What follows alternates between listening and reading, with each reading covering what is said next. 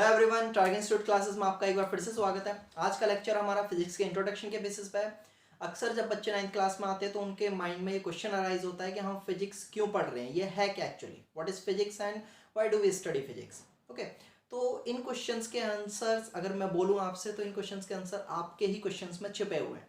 वो क्वेश्चंस क्या है बेसिकली आपके कि most of all human beings के, चाहे वो आज के मॉडर्न टाइम के ह्यूमन बींग्स हो, चाहे इवन आपके अर्लीस्ट टाइम के ह्यूमन बींग्स जो एंशिएंट टाइम के थे, हर एक ह्यूमन बींग्स के दिमाग में ये तीन क्वेश्चंस आते ही आते हैं कि भाई हम यहाँ इस अर्थ पे क्यों आए हैं, जो हमारे सराउंडिंग में चीज़ें हो रही हैं वो क्यों हो रही हैं, और जो हमारा ये पूरा यूनिवर्स इस तरीके का है वो इस तरीके का ही क्यों डिज़ाइन है, कुछ अलग पैटर्न में क्यों नहीं है। Okay, why I am here, what is the nature of reality, why is the universe organized the way that it is, ऐसा क्यों है। तो इन सब क्वेश्चंस के जो आंसर देने का काम करा है, वो आंसर देने का काम करा है आपका फिजिक्स ने। जो अटेम्प्ट्स लिए हैं इन सब के क्वेश्चंस का आंसर देने के लिए, वो किसने लिया है, आपका फिजिक्स ने लिया है।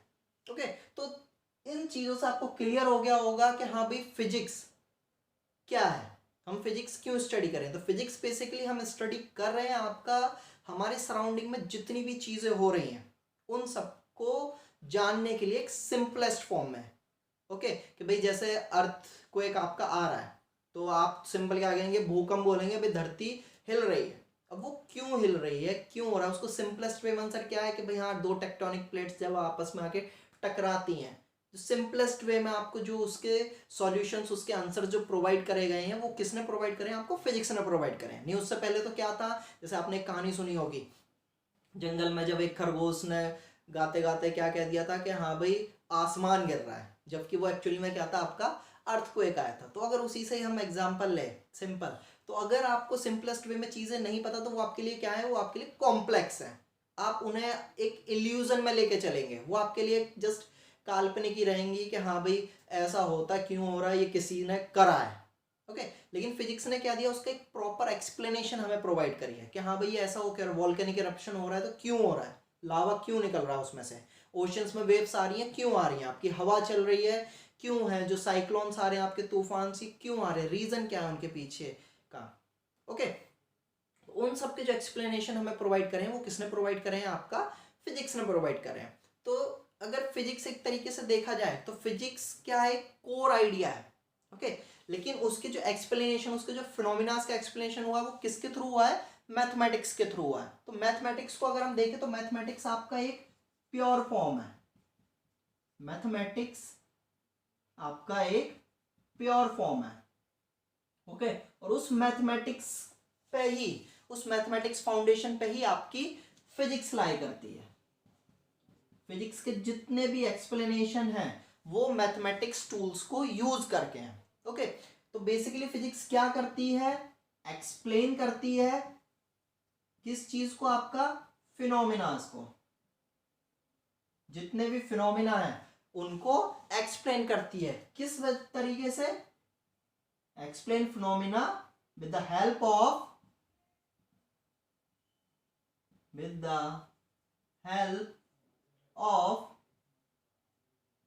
Mathematics and core ideas. अपने कोर आइडियाज को यूज करके मैथमेटिक्स की हेल्प से वो क्या करती है, फिनोमिनास को एक्सप्लेन करती है। जैसे अगर मैं सिंपल एग्जांपल आपका लूं, F equals to m a. Okay, ये फॉर्मूले से तो सब अवेयर होंगे आपका। Okay, force equals to mass into acceleration. तो अगर यहाँ देखें तो मैथमेटिक्स का क्या यूज है, आपके किसी भी पैरामीटर की जो वैल्यूज आप डिफाइन करेंगे वो किस में डिफाइन करेंगे, आप न्यूमेरिक वैल्यू में डिफाइन करेंगे। न्यूमेरिक वैल्यू कहाँ से आई है, आपके मैथमेटिक्स से आई है। आपका मल्टीप्लीकेशन हो रहा है, उसका आइडिया आपको किसने दिया है, मल्टीप्लीकेशन टूल्स किसने दिया आपको, मैथमेटिक्स ने दिया है। तो उस मैथमेटिक्स टूल्स को यूज करके और अपने कोर आइडिया को यूज करें। कोर आइडिया यहाँ पे क्या होगा कि हाँ भाई एक फोर्स लग रही है। ओके, फोर्स किसी चीज पर लगाएंगे तो वो मूव करेगा, ये कोर आइडिया हो गया। और उसको मैथमेटिकल टूल्स के साथ यूज करके एक फिनोमिना दे दिया आपको कि भाई अगर किसी भी चीज पर फोर्स पता लगानी है या कितनी दूर जाएगा वो, या कितने एक्सेलरेशन से जाएगा वो, आपका एक फिनोमिना दे दिया। ओके, या लॉ ऑफ फोर्स आपका दे दिया, या ग्रेविटेशनल फोर्स आपका आ जाता है। ओके, तो फिजिक्स क्या करती है, आपका मैथमेटिकल टूल्स और अपने कोर आइडियाज को यूज करके फिनोमिनास प्रोवाइड करती है। ओके, और वो एक्सप्लेनेशन किसके होते हैं? आपके सराउंडिंग के, आपके एनवायरमेंट के। आपके एनवायरमेंट में जो भी चीजें हो रही हैं, even including human beings. Clear? तो आपका प्योरेस्ट फॉर्म क्या है? आपका मैथमेटिक्स, और उस प्योरेस्ट फॉर्म की फाउंडेशन पे आपका फिजिक्स लाई करती है। क्लियर? अब कई बात आती हैं कि भाई फिजिक्स हमें ये पता चल गया कि हम स्टडी क्यों कर रहे हैं। ओके, तो आपके 9th क्लास में और भी स्ट्रीम्स बन जाती हैं आपके, या साइंस के स्ट्रीम्स की आप बात करें तो कई सारी ब्रांचेस हैं आपकी, zoology, botany, biology, even chemistry, आपका ऑर्गेनिक, इनऑर्गेनिक, कई सारी ब्रांचेस आपका बन जाती हैं। ओके, तो फिजिक्स जो है सारी साइंसेस का एक फाउंडेशन है। बिना फिजिक्स के आपकी बाकी सारी ब्रांचेस पॉसिबल नहीं है। ओके, तो फिजिक्स क्या है? आपका एक फाउंडेशन है बाकी सारी साइंसेस का। इवन आपको केमिस्ट्री स्टडी करना है तो you have to know about the physics. अगर आपको फिजिक्स नहीं पता है तो आपका केमिस्ट्री भी स्टडी करना बेकार है, आपको कई सारे कॉन्सेप्ट्स क्लियर ही नहीं होंगे केमिस्ट्री में। अब ये केमिस्ट्री से कैसे रिलेट्स है? केमिस्ट्री में बेसिकली आपका क्या है? इंटरेक्शन ऑफ एटम्स है, यहां हम बात करें इंटरेक्शन ऑफ इलेक्ट्रॉन्स है। अब ये इंटरेक्शन ऑफ एटम्स, ये है क्या? इंटरेक्शन ऑफ एटम, जैसे आप मैटर्स का ही एग्जांपल ले लीजिए। मैटर आपके कितने टाइप के होते हैं? सॉलिड, लिक्विड, गैस टाइप होते हैं। तीनों में डिफरेंशिएट आप किस बेसिस पे करते हैं? फोर्स ऑफ अट्रैक्शन के बेसिस पे, कि भाई इसके मॉलिक्यूल्स या इसके एटम्स आपस में टाइटली अटैच्ड हैं क्योंकि फोर्स ऑफ अट्रैक्शन ज्यादा है, इसके लूजली अटैच्ड है क्योंकि फोर्स ऑफ अट्रैक्शन कम है। अब वो फोर्स का फिनोमिना किसने दिया आपको? फिजिक्स ने दिया। तो इवन इंटरेक्शन ऑफ एटम्स भी आपका किसके बेस्ड है? आपका फिजिक्स बेस्ड है। वो भी क्या है? आपका फिजिक्स बेस्ड है। इट मींस कि केमिस्ट्री भी आपका किसकी फाउंडेशन पे है? फिजिक्स की फाउंडेशन पे है। क्लियर? इवन आपकी जो रिएक्शंस हो रही हैं आपके कंपाउंड्स की, वो रिएक्शंस भी आपकी क्यों हो रही हैं? रिएक्शंस कब होती है? जब एक्सचेंज ऑफ इलेक्ट्रॉन्स आपका हो रहा है, इलेक्ट्रॉन से इससे हट के उस पर जा रहे हैं, इलेक्ट्रॉन प्रोटॉन एक्सचेंज आपके हो रहे हैं, तभी आपका रिएक्शन होती है। वो क्यों जा रहे हैं? इलेक्ट्रॉन्स अपने ऑर्बिट को छोड़ के क्यों जा रहा है? क्योंकि फोर्स उस पर कम हो रही है। फोर्स का एक्सप्लेनेशन आपका इनडायरेक्टली। फिर फिजिक्स, इट मींस कि फिजिक्स आपका केमिस्ट्री का फाउंडेशन, और सिर्फ केमिस्ट्री का ही नहीं, आप किसी भी स्ट्रीम की बात करिए, इवन बायोलॉजी की बात करिए, तो बायोलॉजी के जीते जागते एग्जांपल हम ह्यूमन बींग्स खुद हैं।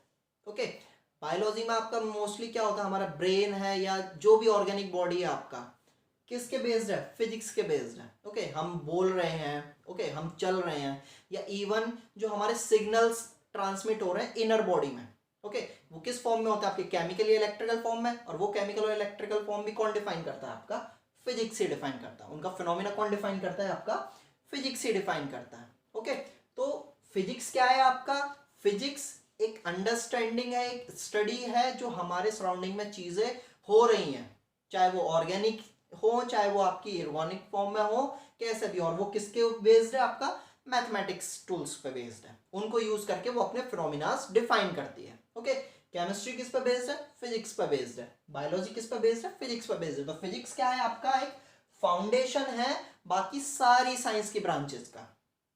क्लियर ये चीज है?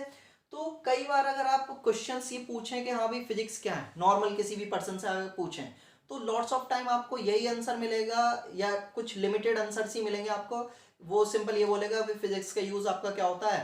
रॉकेट को स्पेस में भेजने के लिए होता है, आपका बिल्डिंग बनाने के लिए आपका होता है, या जो कॉस्मोलॉजिकल फिनोमेनाज है जो आपके यूनिवर्स में, ब्लैक होल है आपके, म्यूट्रॉइड, एस्टेरॉइड्स, ज्यादा से ज्यादा यही एक्सप्लेन कर पाएगा। वो एक प्रॉपर वे नहीं देगा आपको। ओके, तो वो प्रॉपर वे क्यों नहीं पता? क्योंकि उसे फिजिक्स के बारे में नहीं पता, क्योंकि वो अपने सराउंडिंग की चीजों को जानना नहीं चाहता। ओके, जबकि फिजिक्स क्या है? इससे बहुत ही ब्रॉड है। आपके सराउंडिंग में जितने भी एग्जांपल है उनको सिंपलेस्ट वे में, उनको एक सिंपल वे में एक्सप्लेन करने का जरिया है, एक तरीका है जो फिजिक्स आपको देता है। ओके, इवन जैसा कि भाई हम चल रहे हैं, हम क्यों चल रहे हैं?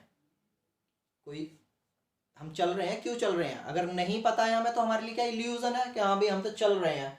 या हवा में हम एरोप्लेन जो आपका उड़ रहा है, या शिप्स के थ्रू आपका जो ट्रांसपोर्टेशन हो रहा है पानी में, सब किस फिनोमिना के बेसिस पे? आपके फिजिक्स के फिनोमिना के बेसिस पे। अगर आपको वो नहीं पता होता तो सिंपल आप क्या करते हैं? आपके लिए वो सारी चीजें क्या होती है? आपके लिए इल्यूजन होती हैं, आपके लिए एक काल्पनिक दुनिया ऐसी आपको लगती है कि हाँ भाई हम तो तैरते भी हैं, हम तो चलते भी हैं, हम तो बोलते भी हैं, और जो वर्ड्स वगैरह आपकी फ्लाई कर रही हैं वो उड़ती भी हैं। तो एक इल्यूजन एक वर्ड बन जाता है आपका। ओके, तो उस इल्यूजन वर्ड का जो हर एक चीज का एक्सप्लेनेशन दिया है वो सिंपल वर्ड्स में किसने दिया है आपको? फिजिक्स ने दिया है। क्लियर? तो इसलिए फिजिक्स को स्टडी करना आपका इंपॉर्टेंट है।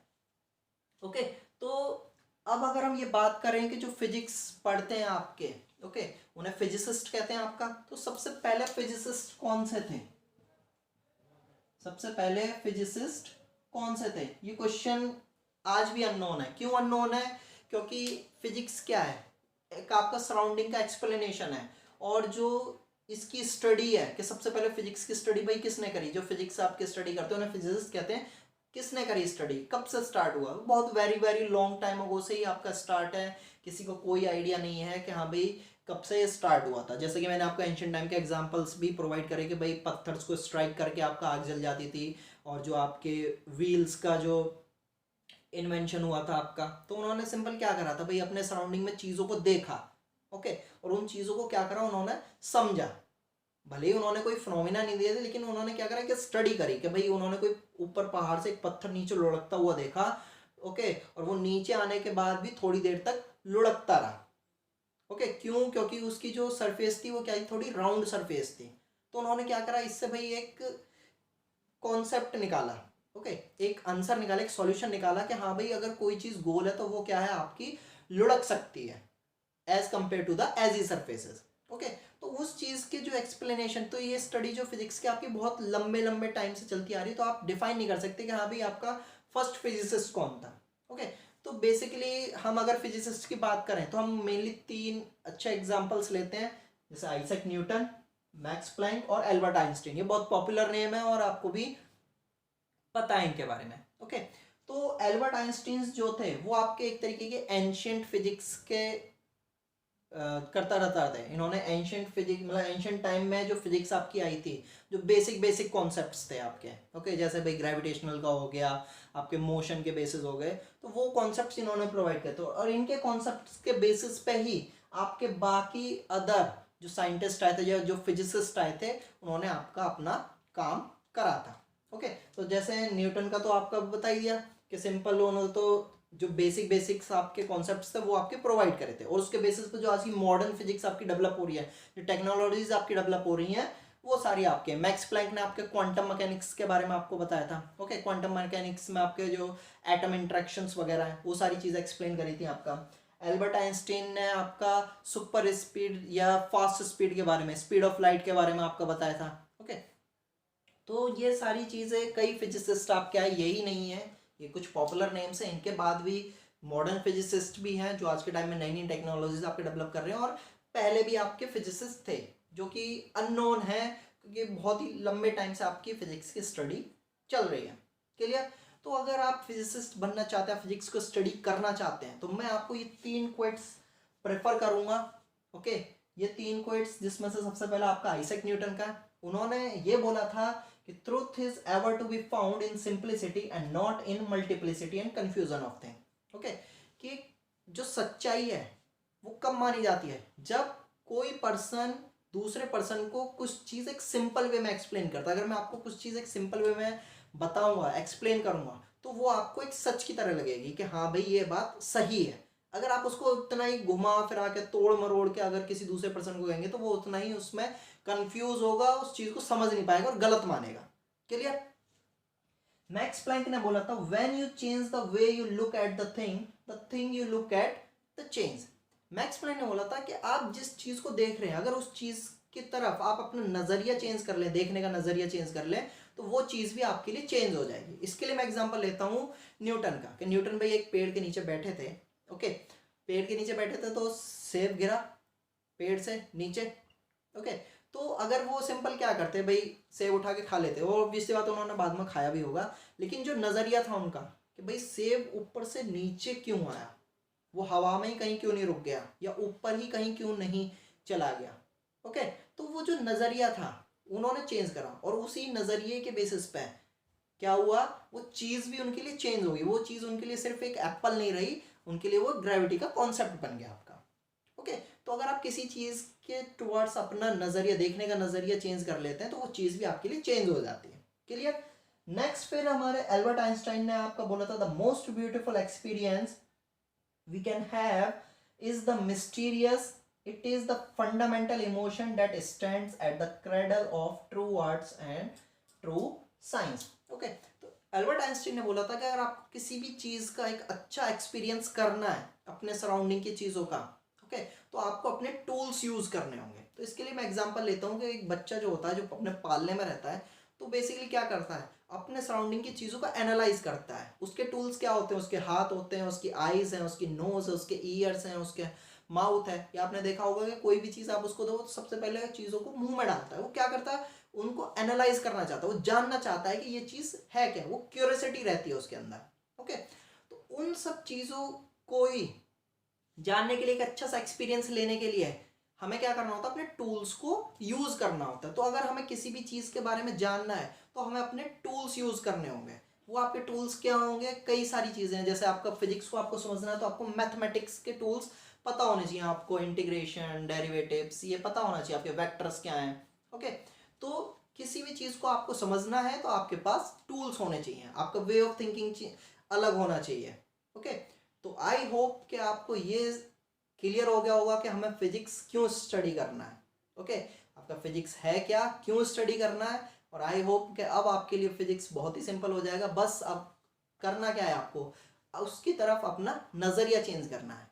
अगर आप उसे एक कंफ्यूज वे में, एक मल्टीप्लेक्स वे में, मल्टीप्लाई वे में लेंगे आप उसको कि भाई बहुत कॉम्प्लिकेटेड है, तो वो कभी भी क्लेरिफाई नहीं होगा। उसको जस्ट आपको क्या करना है, एक सिंपल वे में लेना। जैसे ही आप सिंपल वे में लेंगे आपको सारे कॉन्सेप्ट क्लियर हो जाएंगे। फिजिक्स का एक सीधा से फंडामेंटल है। ओके, तो आज के लिए हम इतना ही रखते हैं। Thank you.